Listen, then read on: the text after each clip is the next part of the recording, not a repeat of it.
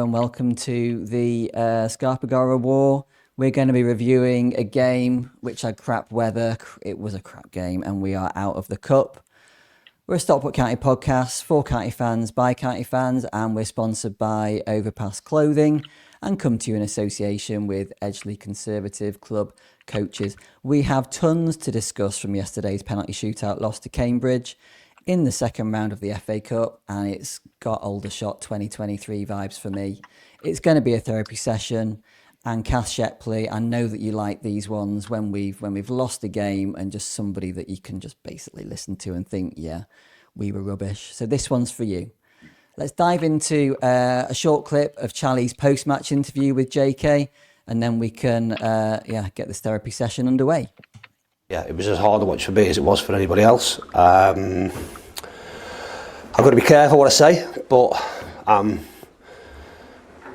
shall we say, mildly disappointed with our performance. And I'm not going to stand here and make excuses for players and people and us at the moment. That's just not good enough by a long stretch. And we got what we deserved from the game based on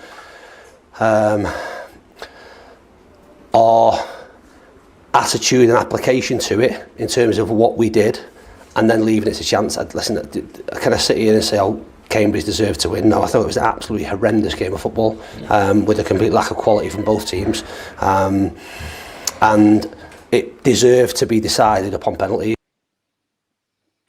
So that was Dave. I'm joined by Steve Barsley, Dave Whitehead, and a debut for Reidy. So Reidy's part of our TSBW team. He's one of our bloggers. And let's face it, guys, Charlie was absolutely fuming, wasn't he? So Steve, take us through the team and your thoughts on that, and then we'll get into it. Yeah, I mean, just before I do that, I just put into Google Translate, translate Challoner into English, and it said mildly disappointing is absolutely raging. And you could see it in his face, couldn't you? The guy was fuming. Anyway, team lineup. So Corey Reidy continued in goal after his good game on Tuesday or Wednesday in the Cup against Crewe. It looked like a back four of Connolly and Pye, Hunt and Dodgson. Two in the middle, Bailey and Moxon, and then kind of like attacking three of Mothersill, Diamond and Fevs with Nathan Lowe up front. I think the only surprise for me that was the absence of Hoskonen, but then the other surprise was the return of Brad Hills. Do you think that was? Do you agree with that formation? That's how I saw it. Yeah. Yeah. It was a tricky one. I mean, Fevs once again, was he helping down that right side as a sort of wing back potentially as well? I mean, we talk about formations. It's not. It's a 3 and a 4 at different times of the game. You're right. I mean, Dave did talk about Hoskonen in his post-match, I think. Was it pre-match? One of the two. Saying that he's not quite there yet. And let's face it, he's not played a game for 8 months. So I know that if I hadn't played a game for 8 months, I probably would be nowhere near it yet either. Yeah, totally agree. Okay.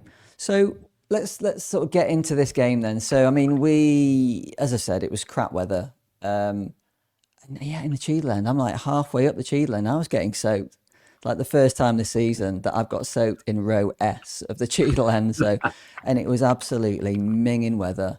And the players, I think, were just hoping that they wouldn't have to play, really. And they got what they deserved, 120 or 135 minutes of being out in that shit weather. And we got absolutely nothing for it. But let's start about how we started the game, Dave. You tend to find these days that the first 5 or 10 minutes gives you a really good sort of inkling as to whether we're going to be on it or not.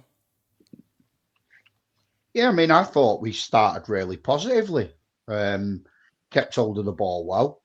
Didn't really seem fazed by anything. Basically just was passing it around, just keeping hold of it, keeping possession. Didn't really create much. The odd thing here and there, but nothing of note. So I was confident. Watching the first, sort of tussle between the two. confident that we was going to go on and maybe get something, but well, we all know that didn't happen. Yeah, and I think that confidence was just mildly draining out of the system the more the game went on. It was, yeah, it did. I mean, we'll talk about the game, obviously, but it wasn't about a lack of effort for me yesterday. The players were trying. We just looked totally ineffective, didn't we? We just never looked like we were going to score at one point. And that was the galling bit, because as Dave said, we didn't really create very much. And of the team we went through there, you've got the three with the creative spark there, haven't you? Yeah. Febs, Diamond and Mothersill on the pitch at the same time. I've certainly not seen that in the starting 11, I don't think, yet this season. And that was a really disappointing thing, because they're your flair players who are supposed to create things. Because I saw the team sheet come out and I thought, because you never, you're second guessing what he's going to do. And we're kind of, it's a bit of a struggle at the moment, isn't it? Because we're managing players coming back and stuff like that. But then when I kind of saw the team sheet and I thought, oh, well, there's a good chance for Nathan Lowe up front. And with the three runners behind him, we should be like, this should be really attacking. We should be absolutely driving at them down the wings, having Diamond running behind Lowe. And I thought, yeah, this could work. It didn't.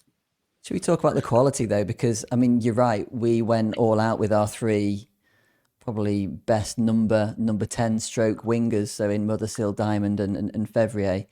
And for me, whilst Dave, I sort of agree with you in that we look comfortable.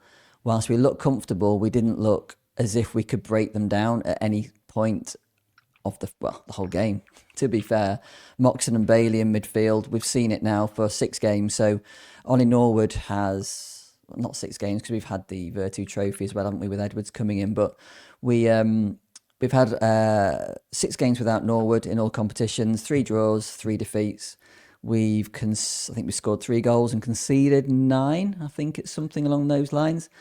And I would say that Carl Wootton is looking an absolute shell of the player that he was when Norwood was sort of playing. And when you're not getting the ball to those 3 players to run onto, Flo was winning no flick-ons, let's face it. And when you're moving the ball as slowly as Moxon and Bailey were, and I was just crying out saying, get this ball moved quicker, and that's what Norwood does for you. I think that's where we failed. We've got the players in the correct positions, but Steve, I just didn't think we were finding them with the correct sort of balls. No, we weren't at all. And when we did get the ball out to those guys, they kind of ran into brick walls, didn't they? They didn't go anywhere with it. They ran at a player, or they tried a pass and it didn't work, and it was just ineffective. There was a point in the second half when I know we're on the first half at the moment, but it's relevant to what you just said, Jimmy. I'm happy to talk about the whole game because, to be fair, Steve, I can't really even remember the difference between the first and second half. It was just the same. It's not like some games that we review and we're like, oh my God, we're like 1970s Brazil first half and shit second. This was just the whole like meh, wasn't it? Yeah. So let's go for it. Let's just talk. Yeah, there was a point in the second half, and I think it might have been, I don't know if it's Corey O'Keefe or somebody else. I can't remember. Or it might have been Fevs potentially. And Challoner just was raging, and he went, I need faster in everything. And and you could see he was raging at the tempo of the game. The guy was just fuming.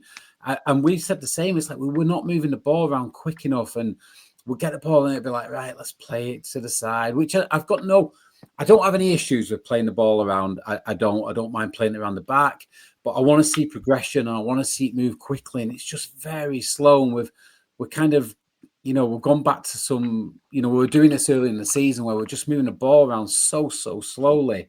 And it's like, yeah, if you're going to move the ball that slow, the Cambridge are going to see what you're going to do anyway, aren't they? So I was really frustrated yesterday, as you could tell. A little bit of rush ball, wasn't it, Dave, I think? Sorry? Did you hear that, Dave? Sorry, I just said it was a little bit like rusk ball for me. Yeah. Oh, yeah, absolutely. And we all know how that went.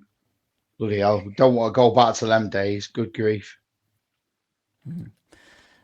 Reidy, what do you think about Lowe as a lone striker? We've tried it sort of a few times. Obviously, Wootton needs to have a rest, and I think Dave is obviously Charlie has decided that he wanted to give Wootton as much of a rest as possible between the last league game and the Doncaster game because he has played a lot of minutes this season. Lowe as a lone striker, think it works? I don't think so. He's played his best when he's played with Woods, obviously. I think his height is a bit deceptive, Low, because you think he's tall. He should be able to do a similar sort of job to Woods when we do go long. And obviously, we don't always go long. But he's not the player. He's not designed to be the player in the air that Woods is. That's not what we've signed him for. So it didn't work for me yesterday, and I would prefer us not to go down that route. And I think in general, I'd agree with both Dave and Steve that the tempo is definitely the word to use for yesterday. The intensity as well. What intensity? Yeah, exactly, or lack of. Yeah, and it kind of felt to me as if our lads were out there. And what I'm about to say is not a criticism or not casting aspersions on effort or anything like that. As Steve said, the effort was there yesterday. It just felt from a tempo and an intensity perspective, we were trying to do the bare minimum needed to win the game, and that was about it. Rather than going out there and getting on the front foot, as Charlie likes to say, and being 3-0 up at half time, and then you can have your rest, then you can take the foot off the gas. But that was generally how it felt to me yesterday. We were just trying to do the bare minimum to win the game and get through, and dare I say it, not pick up any more injuries.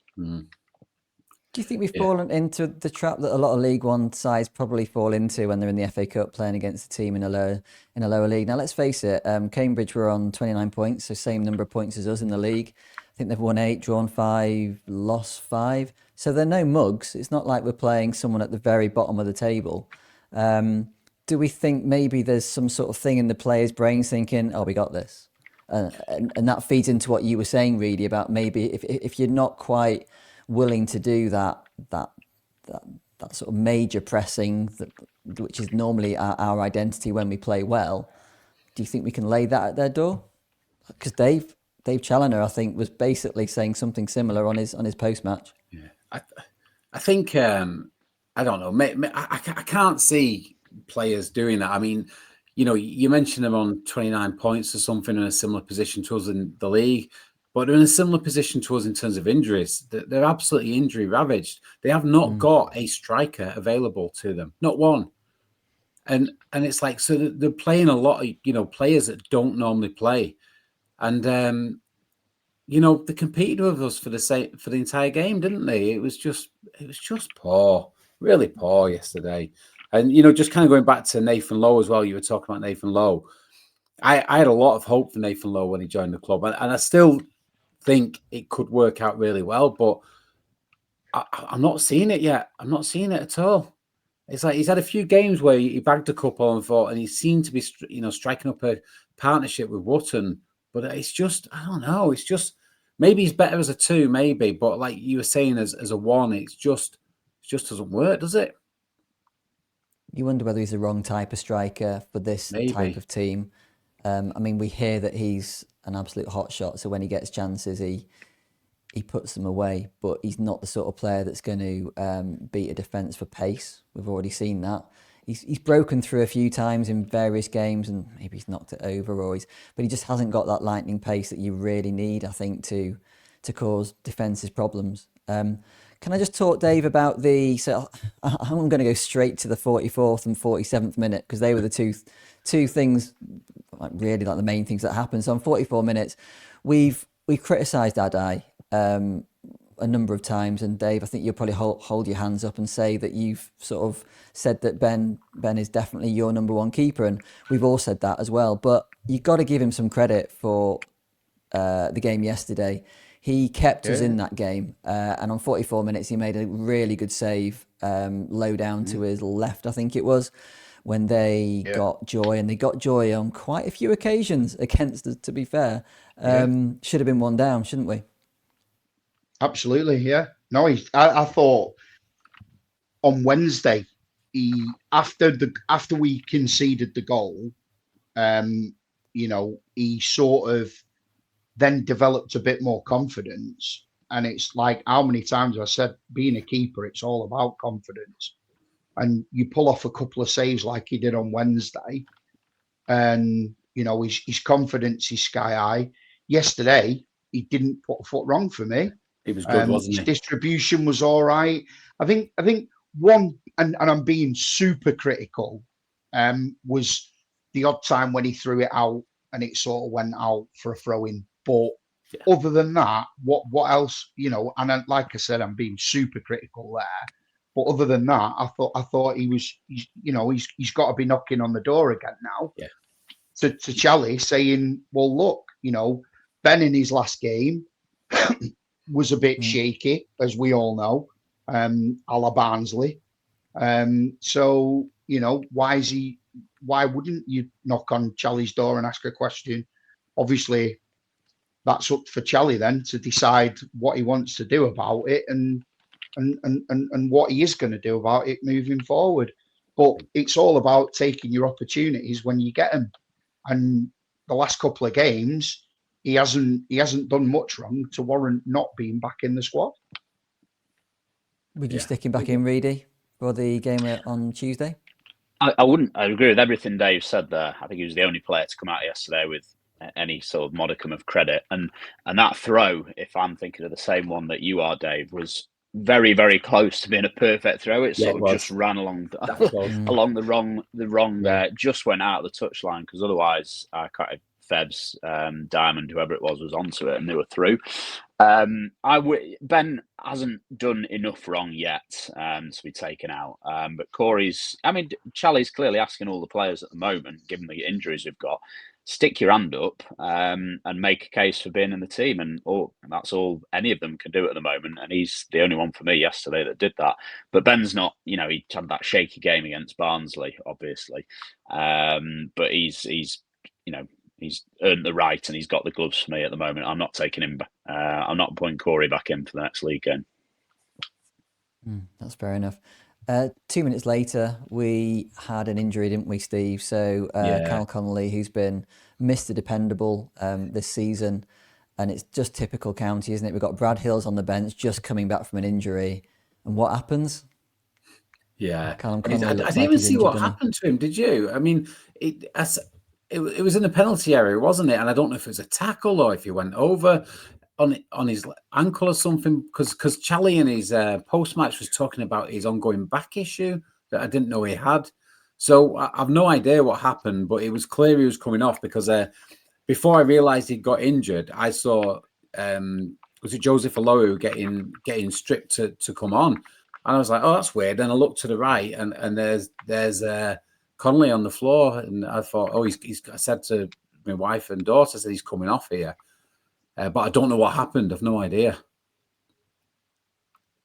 I can't remember exactly what happened to him, but all I would say is that obviously if he gets taken off on 47 minutes and there's only like 4 minutes of injury time, what you'd normally expect, although does it make a difference? I'm just trying to think from a number of substitution window point of view. Yeah, would you not try and take him through to half time, assess it at half time? I said that. I said if we could do, we just wait another 2 minutes or another minute, because you make a substitution at half time, it doesn't count towards your free subs, does it?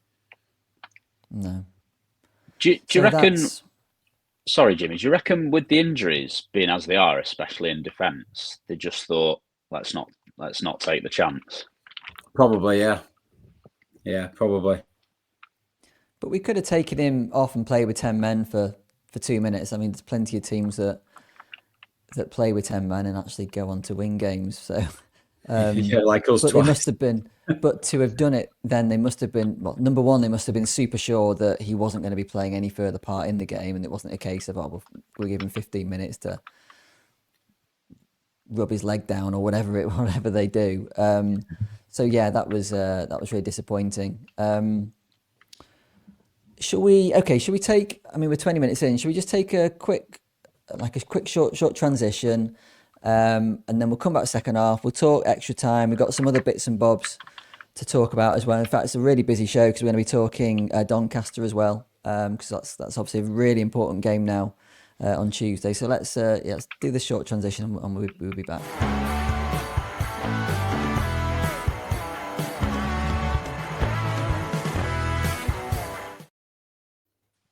Okay, guys, welcome back. So we're talking the defeat to Cambridge in the second round of the FA Cup.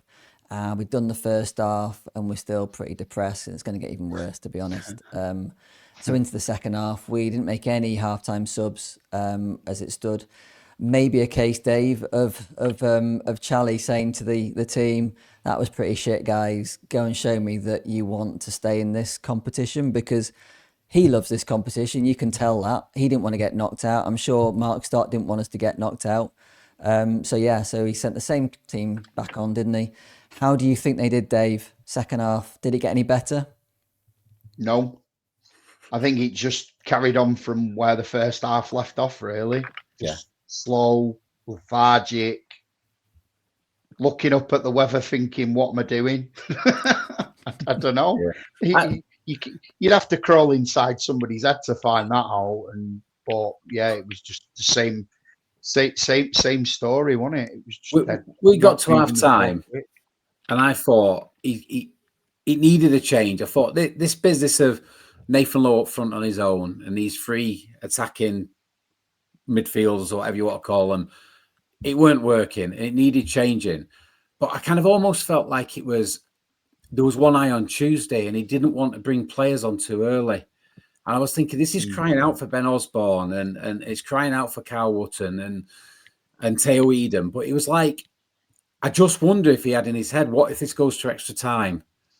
And he couldn't risk bringing these players on. And I don't know if that's what it was, but it was like, and the longer he left it, the less you thought it was going to make an impact when we did bring these players on. But it was like he said that.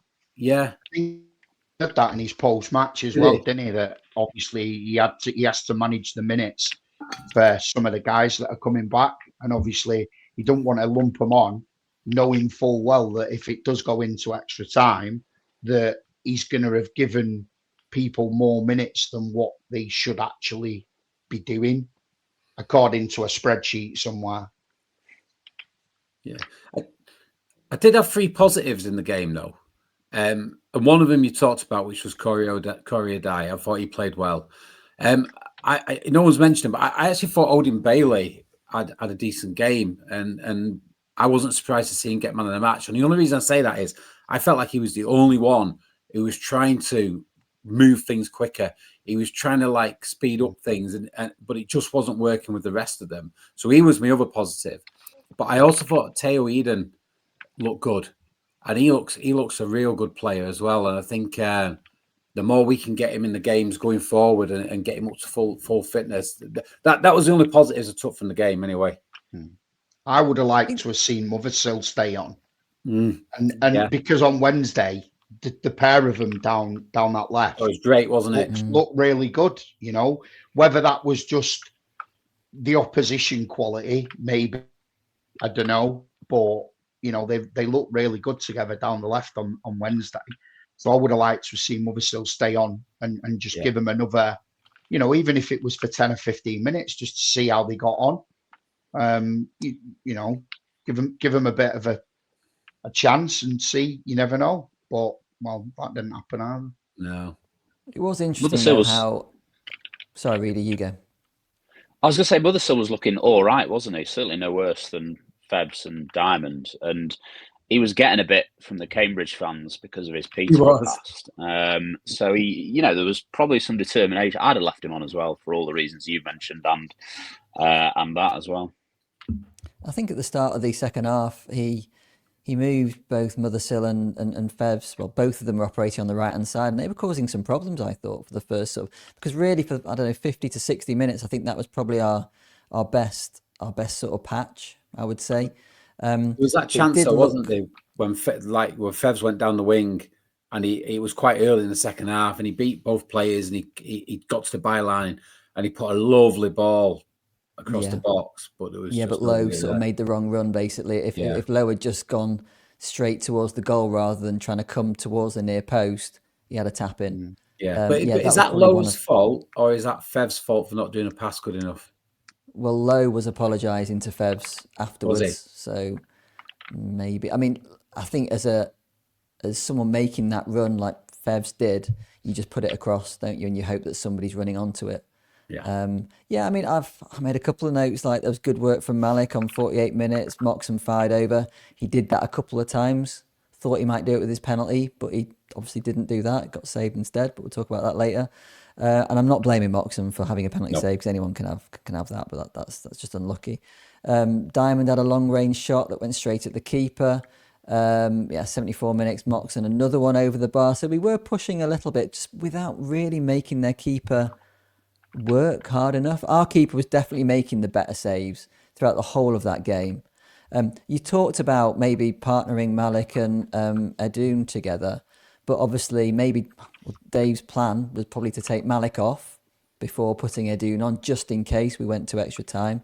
That's what ended up happening. But let's talk about the subs that he made on 85 minutes. So we brought Osborne on for Lowe and Adoon on for Dodgson, and Osborne nearly won it for us, didn't he, Reidy? He did. He had that.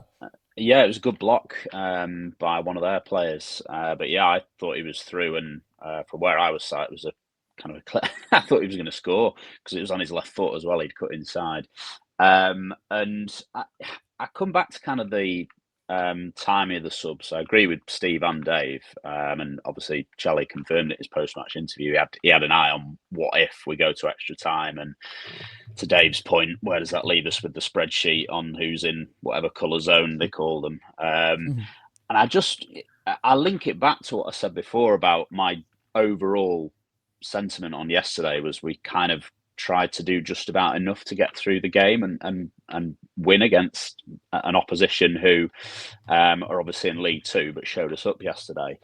And I agree with you as well, Jimmy, that Woods can't play every single minute of every game. But if you set the tone that you leave your captain and your striker out, what kind of subconscious message does that leave the rest of the team? So if you set the tone at the top like that, it filters through. And I wonder if the other way to do it might have been the other way around. You start Woods, you start Lowe and start them as a 2, you start Ben Osborne, you start Teo Eden, and you do it that way around. And then you take them off whenever the spreadsheet says they've played their allocated number of minutes. And that's the way maybe he could have done it. So rather than have an eye on what if it goes to 90 minutes, just get however minutes they can play at this moment up front and try and get the game done and dusted. And then you can have a more relaxed tempo for the rest of the game and just see it out. Yeah, if you'd done that. Sensible, that. Absolutely far too sensible, really. I mean, that sound. I mean, like, you've sold me on that. That makes so much sense. And I guess you could also say, if you extend what you just said, you're then bringing Mothersill and maybe Diamond or Fevs on to run against tired legs if the game does go deep into extra time, because we didn't have the legs, ironically, because we'd already had them on at the start of the game. So. Yeah, not only that, I mean, did Fevs play the full game on Wednesday as well? I can't quite remember. I feel like he did. Did he play the full game? He took a pen, yeah, so he must have done, yeah. Did he start on Wednesday? I can't remember. My mind's going. Yeah, he so did. I think he played the full game on Wednesday, and then he played, was it 120 minutes yesterday? Pretty much. Che came on for the last 5 minutes for him, didn't he, I think? Yeah. So, yeah, he's not going to have the legs, is he?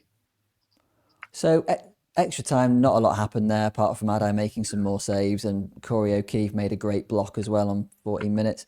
Can we just talk about set pieces? Because with Ollie Norwood in the team, and we keep harking back to him, I'm sorry that we have to do this, but with him in the team, we look really dangerous. Like, we never get any corners, free kicks around the box. Once again, the set pieces were absolutely awful yesterday, weren't they? The free kicks were really bad. I thought some of the corners weren't too bad. I thought the balls, because they're persisting with that corner routine, aren't they, where they lay it off and then the other guy kind of crosses it in. And I thought some of the corners went into decent danger areas, but the free kicks were terrible, weren't they? All over it. Yeah, all of them, yeah. Pretty much. One corner went out, didn't it? It just he tried to curve it, didn't it? Yeah. Yeah. It's not the best at the moment, is it? It's really not. There's a lot of Rain issues. took it. Yeah. I like it when they roll the ball back and then you get kind of that angle. But I know Keith, to be fair, takes a good from that situation. He puts a good ball in. I don't want to dig out Moxon because I think he's had better games over the last few games, but he took a couple which weren't great either. But yeah, we're definitely not looking as much of a threat as we were when Ollie was taking them. There's lots of issues in that team right now, isn't there? There really Confidence is a massive one as well. Let's face it, and momentum is huge in football. We know that, and we got not a lot of it at the moment, unfortunately. And the games don't get any easier, do they? With the games that are coming up, and it's an absolute critical time for us. Should we just box off this game? Yes, okay. So we scored 4 penalties, 4 good penalties to be fair.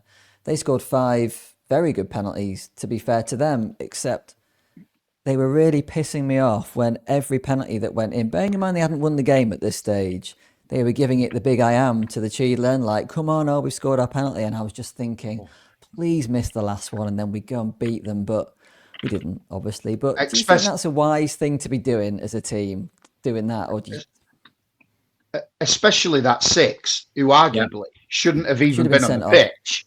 Yeah. You know, and he was giving it the big I am, and it was just like, all right, yeah, you're lucky to even still be on the pitch, mate. But wow.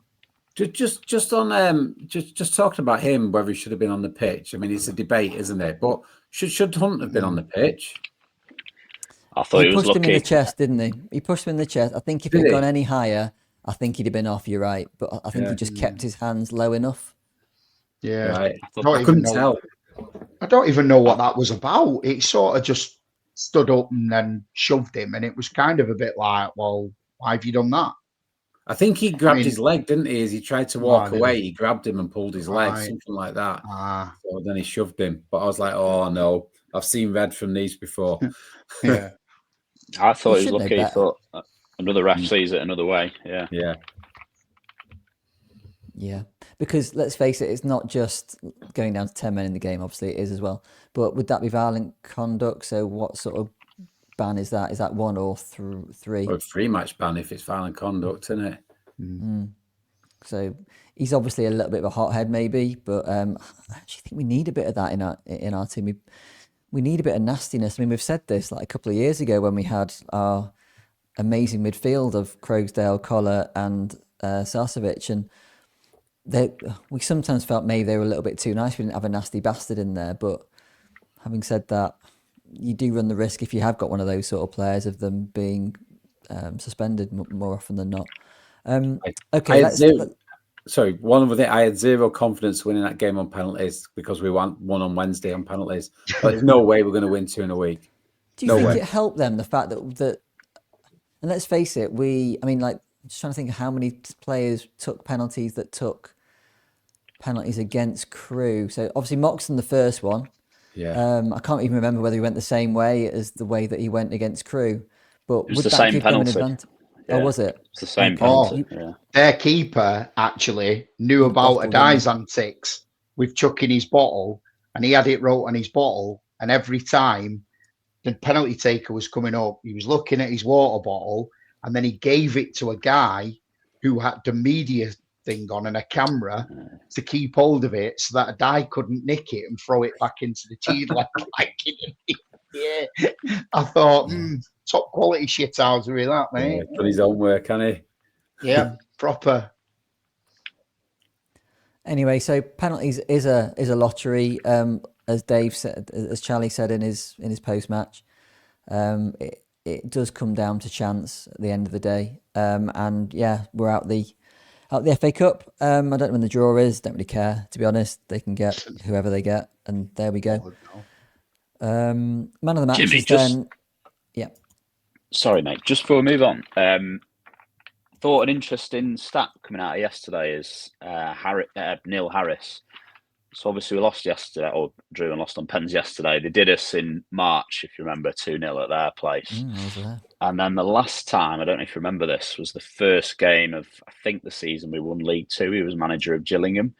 And they did us 1-0 on the opening day of the season at our place. So, yeah, I wonder if that's him. He's got the wool over Charlie, or whether it's just a thing like Mansfield is with us. But, yeah, I thought that was quite interesting yesterday.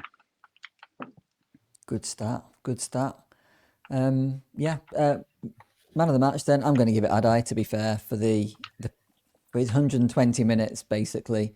And I don't blame him for not saving any penalties, because it's just luck. What do you think of the man of the match, guys? Dave? Yeah, well, it was literally a toss-up between him and who actually won it, Odin. So, yeah, either of those I would have been all right with. Yeah, I edged it to Bailey, but I would have been happy giving it to Corey as well. I thought, there was not much of, nobody else who could really compete with those two yesterday. No. Mm-hmm. Okay. Fair enough. So moving on. So before we sort of cover off or just talk about the important game against Doncaster, so Reidy, you noticed somebody in the main stand, I believe, during the game. Do you want to tell us who it was? I did. It was Michael Carrick. I'm not reading anything into this, by the way, but I just found it interesting. I assume from his United days, he lives somewhere in Cheshire's Golden Triangle. So obviously he's local. And I'm not really reading anything into it other than that he was just taken in a game of football on a Saturday afternoon. But yeah, Michael Carrick was in the Bergara stand yesterday. Okay, so you may not be reading anything into it, but as a podcast, I think we should maybe project slightly, and then we can rubbish it as well. But I'm going to go the other side. I'm going to say, okay, well, Michael Carrick is in the stand. Okay, he has been a championship manager in the past. He's currently out of work as it stands at the moment. We're in December, so coming up to a January transfer window. Okay. Does anybody think that there's any chance that Mark Stott might be thinking, I wonder whether we should twist at this point in time? We all know that Dave Chandler's had some amazing, or has got loads in the bank, but we also know that Stott and Wilson, when they've had to make tough decisions on players that have got us to a certain place, then maybe they think they can't get us any further. Is there any chance that we think that they may be feeling, I wonder whether we need the next step from a managerial point of view? And I'm not saying this because I think that's going to happen, but I think we have to discuss it. Go on, Steve. What's your thoughts? Personally, I don't think there's anything in it. I think no chance. I think, it's not going so well over the last few games, but just I look at the injuries, mate. Look at the injuries. It's like, Charlie's got enough in the bank. He nothing, no concerns from me at this point in time. I think he'll be given the season to do the job he's been set out to do. If I was worried about anything happening when we're coming up to this transfer window, it'd be a few of those players who's played yesterday. I think some of them, and listening to Charlie's interview, I think some of them could be on the way. But yeah, so that's just my view. What about you, Dave? Yeah, I don't think there's anything in that whatsoever. And more importantly, if we was to lose Challoner, don't really think Michael Carrick's his successor. I've mentioned it before. I'd rather Richie Wellens come in. 100% agree. An option of getting him. He's a local guy. He always seems to put out a team against us in Leyton Orient that always seems to give us a right game, and more often than not over the years has come out on the right side, So I'd like to see Wellens come in if there was an option of, or if there was any inkling of Charlie going anywhere. But I don't think, I personally don't want that. No. He's brought us from where he's got us to from non-league up to, towards the top end of League One. And I just think that he's been unlucky this year because everybody that we've brought in to replace the players that have lost have either not kicked a ball or it just hasn't really gone their way. You'd be more inclined to start pointing the finger at the people that bring the players in. You know, maybe Simon Wilson looking at some of the players that he's got. I mean, there's no given right for any player to walk into that squad and just be brilliant. You know, it's going to take hard work, and you've got to work at it. So, I'd rather see Charlie stay. Me, I don't think for 1 minute that's entered Stotty's head to get rid of him. Not in the slightest.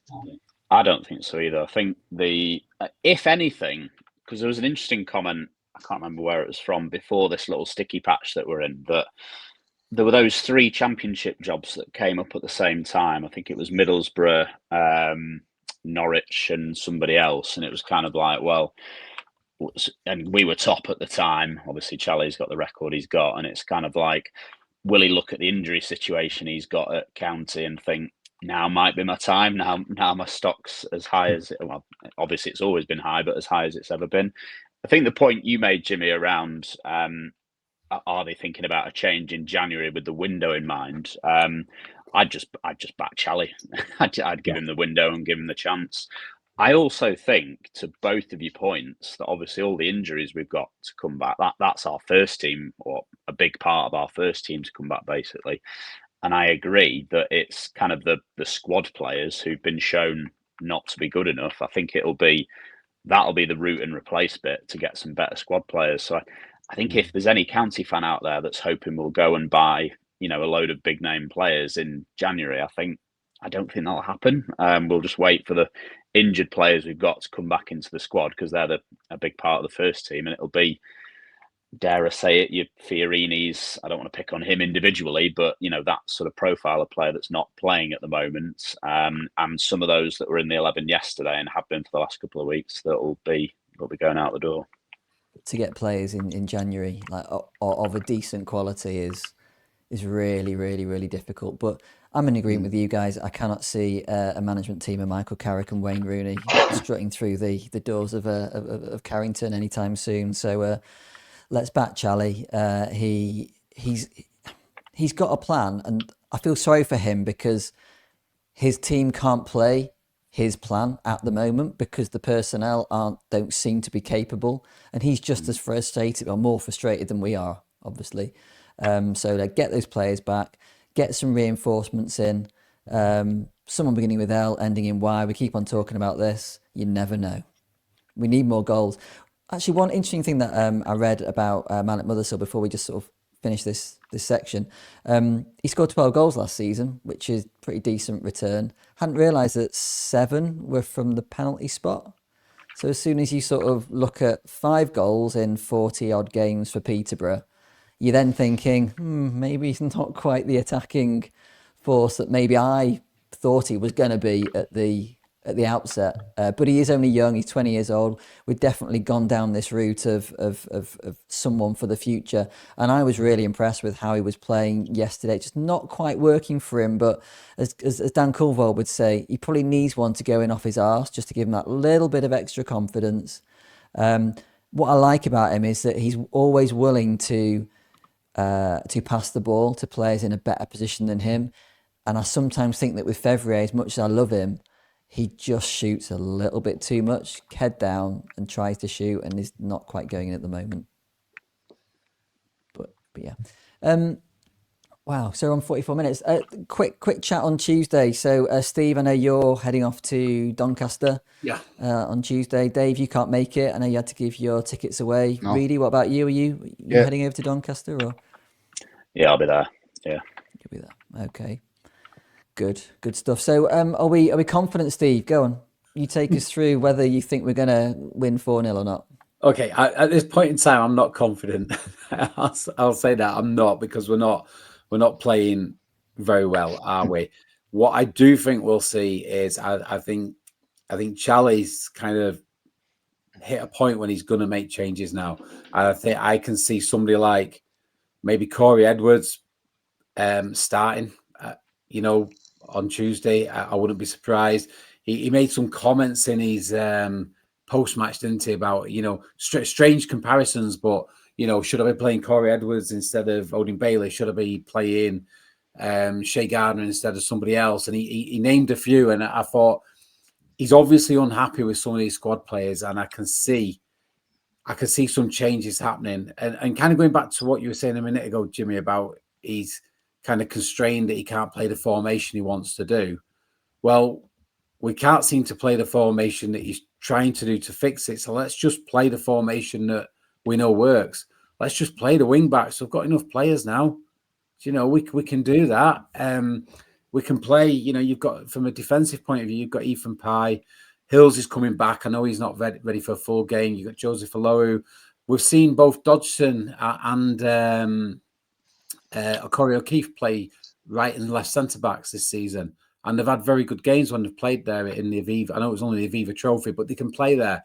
I think we just need to go for it and play wing-backs, because the last time we played wing-backs was the last time we won a game. We've not played it since. So it's not working. So that's just my view. I think we'll see some changes. Hopefully we've got a couple of surprises coming back. I'm not so sure we will.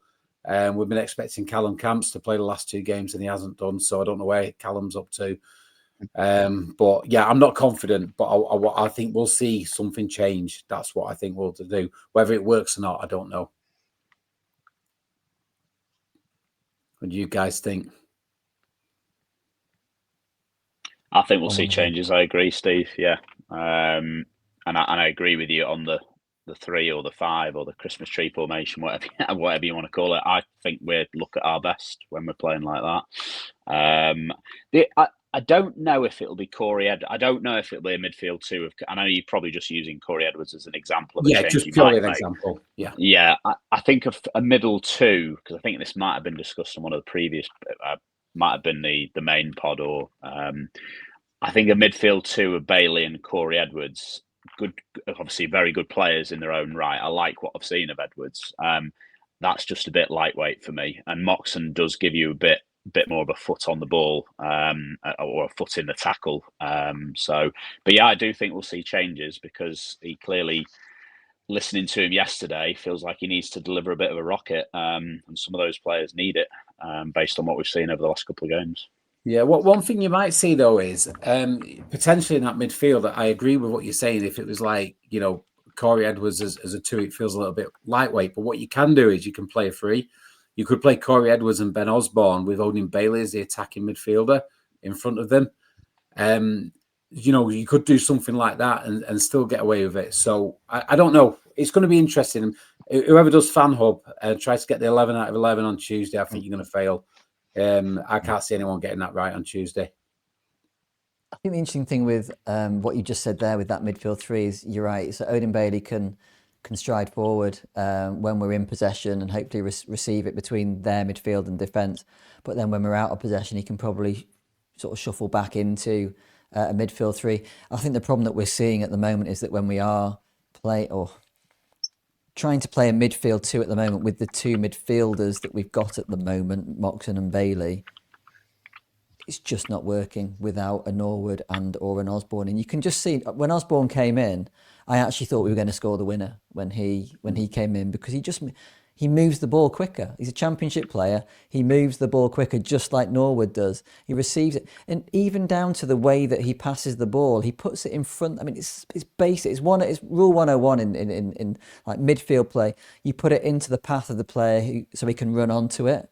The amount of times that other midfielders aren't even doing that, they're sort of stifling our coming forward because the pass that they're playing isn't quite played at the right pace or not quite right in front of the player. It's into feet and it stops them. They check back. And so I think if Osborne can get some minutes under his game, I don't know whether he'll play on Tuesday, and I wonder whether the Stevenage game is the game that we're going to start him in. I think we'll start him. I think that's the reason he came on the 86th minute yesterday. I think everything with Ben Osborne yesterday was about playing him on Tuesday, but we'll see.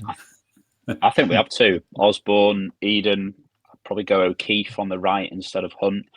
And yeah, I think we should go for it. I don't think it'll be 5-1 like the last time we went there, because they're in a very different place now than they were then. But yeah, changes for me. Yeah, It's got to be. So you get them points in the season, don't you? When you just know. We had this point when we played Cardiff at home. We knew there had to be changes. We didn't know what it was going to be, but you knew there was going to be changes. And I think was that the game when I think Corey Dye came out and Callum Connolly came out, and I think somebody else did, and we made some changes, and then it just clicked. And maybe it's a bit of luck as well at the time, but you get to points in the season where you just know you've got to do something different, because at the moment it's like bland gravy, isn't it? It's just like. It's not. It needs working. a bit of salt and pepper. That's what it needs, Steve. It does, doesn't it? Or maybe some chili peppers. So something needs. I can't believe we talk about food. So something needs to change. It really does. And football's a funny game, as Greaves used to say. And little things can make a difference. And we've got 5 games now in December before that transfer window kicks in, and we're going to have players coming back every week, hopefully. It looks like Tyler's almost due back, but I think it's going to be Stevenage before he's back. But with a couple of changes, a bit of luck, who knows what can happen, but we've got 5 big games now. What you said about happening by chance on a particular formation or personnel, because I think that Cardiff game you mentioned, Steve, was the one where Bailey and Norwood played for the first time as a midfield two, and look how that went. So I do think there's probably a little bit of luck in it in terms of how the pieces fall. Yeah. Okay, guys, thank you. Long one tonight, but I think it was a great one. So thanks for joining me, Steve, Dave and Reidy. Fingers crossed for 3 points on Tuesday, and see you all soon. Up the Hatters. Come on, County.